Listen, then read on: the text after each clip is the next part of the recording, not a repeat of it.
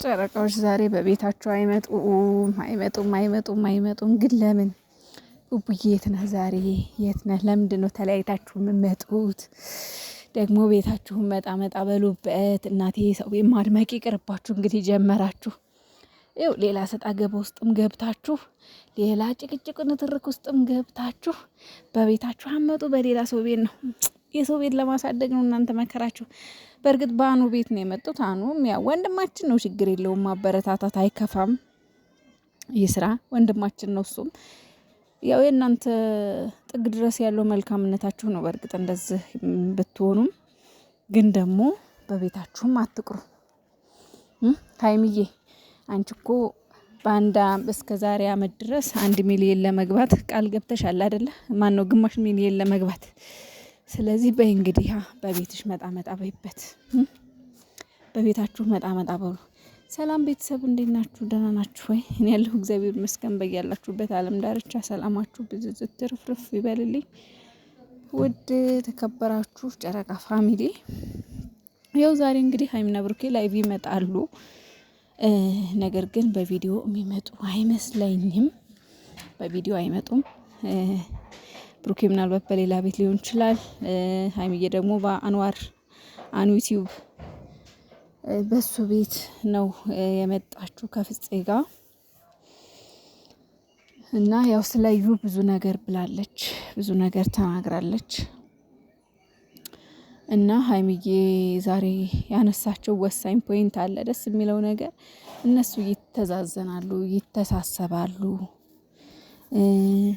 በቃ ሀይሚ ብሩኬን ትጠብቃለች፣ ብሩኬ ደግሞ ሀይሚን ይጠብቃል። አሁን እሱ እንደዛ ሲሆን የነበረው ሲደብረው የነበረው ሲጨነቅ የነበረው እንዳልኳቸው ቀንም ተናግሬያለሁ። መጨቃጨቁ፣ መጣላቱ እንደገና ደግሞ በሆነ በእነሱ ንትርክ መሀል ሀይሚዬ እንዳትከፋበት፣ እሷ ሌላ ነገር ውስጥ እንዳትገባ፣ ጭቅጭቅ ውስጥ እንዳትገባ ነው እንግዲህ እንጂ እሷ ምን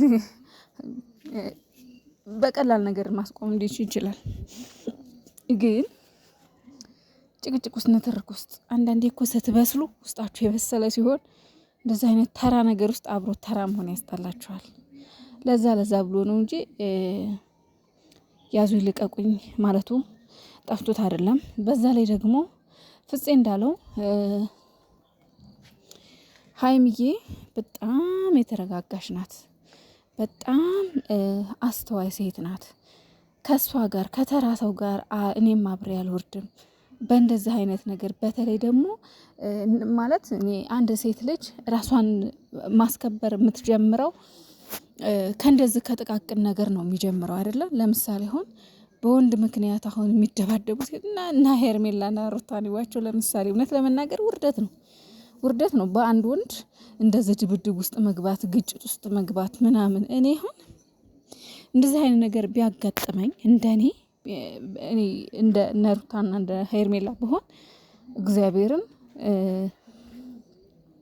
ማለት እንደው እነሱ አውቀው ለድራማዊ ለስራ ሊሆን ይችላል እንጂ በሪል ህይወት ግን እንደዛ ማድረግ በጣም መዋረድ ነው እግዚአብሔርን። ምክንያቱም ከህይወቱ እኔ አሁን ሩታም ቢሆን ከህይወቱ ውልቅ ብዬ ከሄርሜላ እና ከአብርሽ ህይወት ውልቅ ብዬ እወጣለሁ፣ ራሴን አስከብራለሁ፣ በርቀቴን እጠብቃለሁ። ምክንያቱም በየጊዜው ግን እነሱ ጋር እየሄድኩ አልዋረድም። ይሄ ውርደት ነው። በአንድ ወንድ ምክንያት 2 ሴት መጣላት። ምክንያቱም እኔን የሚወደኝ የሚያፈቅረኝ ከሆነ ያችን ትቶ እሱ ወደ እኔ ይመጣል። ራሴን አስከብሬኝ ዳሬን ይዤ ብቻ መጠበቅ ነው በቃ። የማይፈልገኝ ከሆነ እዛው ይቀራል። የሚፈልገኝ ከሆነ አንቺን አልፈልግም ብሎ ይመጣል። እና እንደዛ ነው የሚደረገው። ሀይሚም ልክ እንደ ሩታና እንደ ሄርሜላ ከዛሽ ጋር መጓተቱ ጠፍቷት አይደለም። ለምን ባሌ ነካሽ፣ ባሌ እንዴት ታረጊያለሽ፣ ለምን እንዴት ብላ ከዛሽ ከሴትዮ ጋር ሰጣ ገባ ውስጥ መግባቱ ጠፍቷት አይደለም። ግን ክብር የሚባል ነገር አለ። ራስን ማዋረድ ነው ይሄ። ራስን ማዋረድ ደግሞ አትፈልግም ሀይሚዬ። በክብሯ የምትደራደር ሴት አይደለችም። ጀግና ሴት ናት። ራሷን የምታስከብረው ከጧን የምትጠብቅ ከእንደዚህ አይነት ሽቅ ካለ ነገር ራሷን የምትጠብቅ ናት። ለዛ ነው በቃ ከሷም ጋር በትዕግስት ትላንትና እንትን ስትላት የነበረው እስካሁን ድረስ በፊት ጀምራ ማለት ነው እስካሁን ድረስ ለዛ ነው በትዕግስት እየጠበቀቻት ያለችው እንጂ ከሷ ጋር ሰጠገብ ውስጥ መግባቷ ጠፍቷት አይደለም።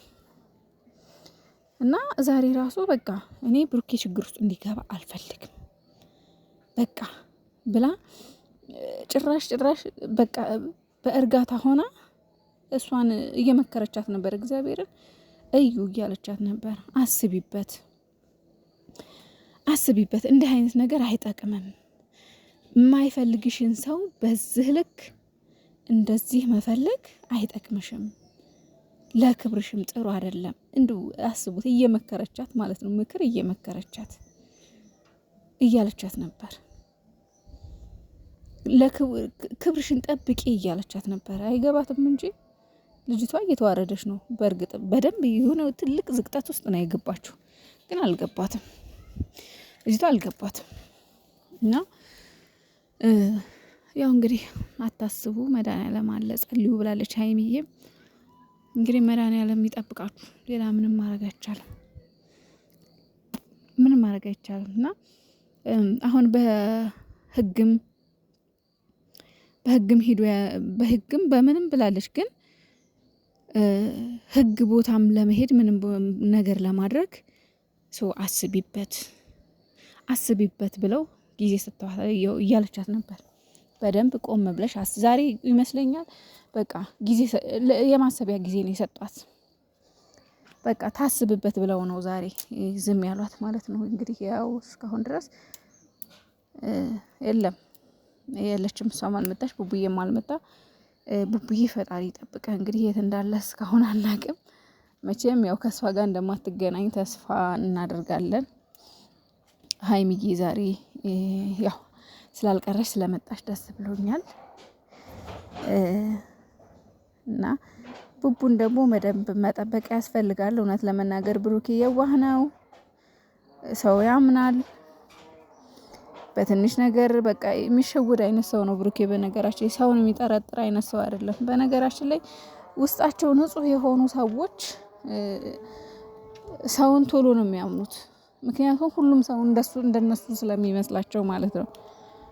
ሁሉም ሰው እንደነሱ የዋህና ታማኝ ይመስላቸዋልና ይመስለኛል እሱም እንደዛ አይነት ነገር ይሸውደዋልና ፈጣሪ ጠብቅህ። እውነት ሀይሚዬም ደግሞ ያው የኔ ቆንጆ ባልሽን በደንብ ጠብቂ እሺ። የባሏ ንግስት፣ የባሏ መከታ ባልሽን በደንብ ከዚህ ሴትዮ በደንብ ጠብቂ። የማይሆን ከሆነ ደግሞ እንግዲህ ልጅቷን ያው መጠየቅ ባለባት መንገድ መጠየቅ ነው። እናንተ ተያይዛችሁ ወደ አዲስ አበባችሁ መምጣት ነው። ክብር ካልወደደላት እንግዲህ ምንም ማድረግ አይቻልም። በክብር ይመርመር። አሁን ልጅቷ ሲጀመር የልጇ ጉዳይ አላሳሰባትም፣ የልጇ ሁኔታ አላሳሰባትም። በቃ ያሳሰባት የብሩኬ ጉዳይ ነው። ብሩኬን ሀይሜን እንዴት አድርጌ ላለያይ ነው እንጂ ጭራሽ የልጇ አባት ማጣት አላሳሰባትም።